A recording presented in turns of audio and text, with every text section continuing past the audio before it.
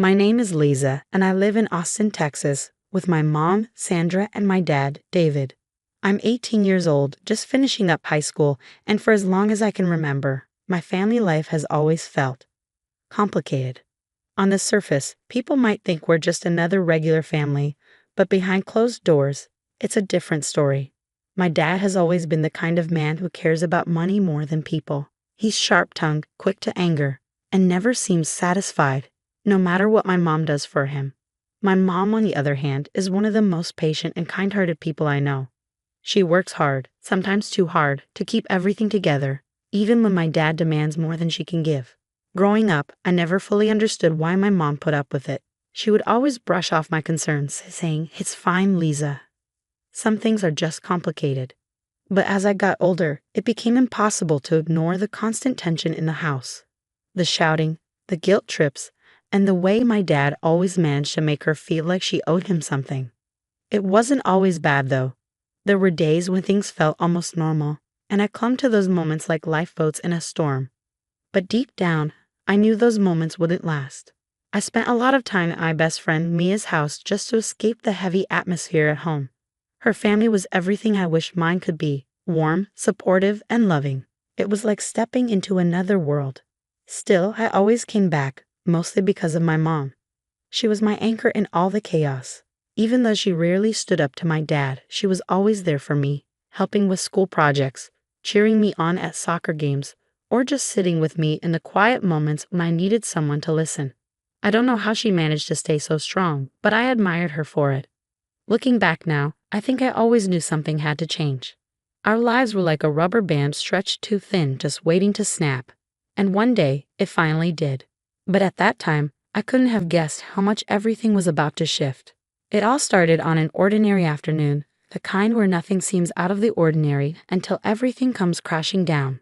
I had just come back from spending the day at my best friend Mia's house. We'd been watching movies and talking about our plans for college next year. It felt nice to be somewhere calm, somewhere I didn't have to tiptoe around anyone's temper. But as soon as I opened the front door to my house, that uneasy feeling hit me again. The shouting started before I even made it past the entryway. My dad's voice was booming, sharp, and relentless, echoing off the walls. I couldn't make out everything he was saying at first, but the anger in his tone was unmistakable. As I stepped closer to the living room, the words became clearer, each one like a punch in the gut.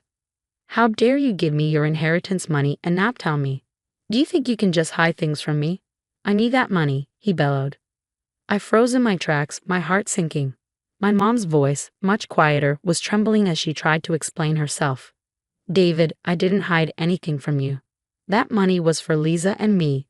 It's all we have for emergencies or her college." "Emergency?" he shouted, cutting her off.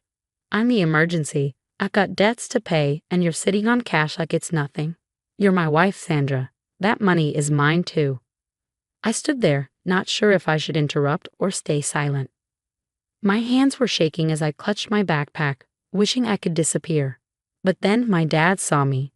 His eyes flicked over to where I was standing, and for a moment, everything went eerily quiet.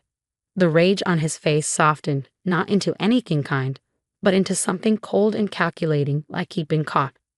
"What are you doing just standing there?" he snapped at me, but his tone was less aggressive now, as if he didn't want me to hear too much. "Go to your room."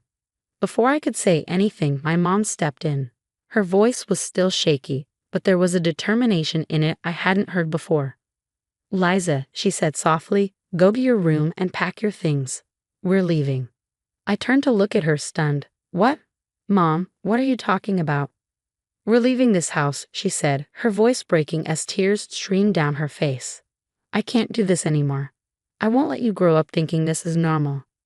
"You want to leave?" my dad sneered. "Fine. Go, pack your bags and get out of my house. You're nothing without me anyway." He waved his hand dismissively, like we were just some inconvenience he wanted to be rid of. My mom's shoulders slumped, and for a moment, I thought she might change her mind. But then she straightened up, wiped her tears, and nodded. "Come on, Lisa," she said firmly. "Go pack." I wanted to argue, to tell her this was crazy, but something about the way she looked at me stopped me. It was like she was finally done trying, done hoping, done letting him control everything. So I turned and went to my room, my heart pounding as I threw clothes into a bag as fast as I could. I could still hear my dad muttering under his breath, calling my mom ungrateful and worse things I won't repeat. When I came back downstairs, my mom was waiting by the door, holding her own small suitcase. Her face was pale, but her jaw was set in a way that told me she wasn't backing down. My dad was sitting in his recliner, glaring at us like we were the problem, like we were the ones ruining everything. "Go on," he said, his voice dripping with mockery. "Leave. Don't come crawling back when you realize you can't survive without me." I clenched my fists, fighting back the urge to say something, but my mom just opened the door and motioned for me to follow her. As we stepped outside, the evening air hit me like a jolt of reality. This was it. We were really leaving. I glanced back one last time to see my dad still sitting there, staring at the TV like nothing had happened, like we were nothing to him. We didn't talk much that night. My mom drove us to a small motel on the other side of town, and we sat in silence for a long time, just trying to process what had happened. I wanted to ask her a million questions, how we were going to manage, what we were going to do next. But all I could do was sit there and hold her hand. That night, as I lay awake on the stiff motel bed, I realized something had shifted. For the first time, I wasn't scared of what my dad might say or do. I was scared of the unknown, yes, but there was also a strange sense of relief. We were free, at least I hoped we were. A year later, I thought I finally moved on. It wasn't easy, but my mom and I had started to rebuild our lives. After leaving that night, we stayed in a cramped motel for a couple of weeks before my mom found a small apartment for us. It wasn't much, a tiny 2-bedroom place with creaky floors and mismatched furniture, but it was ours. For the first time, we didn't have to walk on eggshells or brace ourselves for shouting matches. The silence felt strange at first, almost too quiet, but eventually, it started to feel peaceful. I threw myself into school, determined to make my mom proud. I worked part-time at a local coffee shop to save up for college, and my mom picked up extra shifts at her job to help make ends meet. Things were still tight financially, but we made it work. Mom was happier, lighter somehow, even when she was exhausted. I didn't realize just how much of herself she'd been hiding until we left. She started lacking more, making little jokes, and even talking about her dreams, things she'd long buried while trying to keep my dad happy. By the time my 19th birthday rolled around, I felt like I was finally in a good place. I'd invited a few close friends over to celebrate, a small, low-key gathering in our apartment. Mia was there, of course, along with a couple of friends from school and work. Mom had gone all out, decorating the living room with streamers and balloons she picked up on sale. She even baked me a cake from scratch, despite insisting she wasn't much of a baker. It was lopsided and slightly burnt on one side, but I didn't care. It was perfect because she made it. We were in the middle of laughing about something Mia said when there was a knock at the door. I figured it was one of my neighbors or maybe another friend arriving late. But when I opened the door, my heart dropped. There he was, my dad. He looked different, almost unrecognizable. His clothes were wrinkled and slightly dirty, and his face was thinner, with deep lines etched into his skin. For a moment, I just stood there stunned. I hadn't seen or heard from him since the night we left. He hadn't called, texted, or made any attempt to find us. Until now. "Liza," he said, his voice cracking. "Happy birthday." He tried to smile, but it looked forced, almost desperate. "What are you doing here?" I asked, my voice cold and sharp. I could feel everyone behind me go silent, their laughter replaced by awkward tension. I just wanted to see you," he said, shifting uncomfortably. "I know I haven't been around, but I've been thinking about you. About both of you." I crossed my arms, blocking the doorway. "A little late for that, don't you think?" "Please, Liza," he said, his tone shifting to something more pitiful. "I've lost everything. The house, my job, everything. I messed up, okay? I just want my chance to make things right." I could feel my chest tightening, anger bubbling up inside me. How dare he show up here, on my birthday of all days, and try to play the victim? I glanced back at my mom, who had stepped into the hallway. Her face was pale, her expression unreadable, but I could see the tension in her shoulders. "You kicked us out," I said, my voice rising. "Do you remember that? You told us to leave and never come back, and now you want us to forgive you, to just forget everything you did."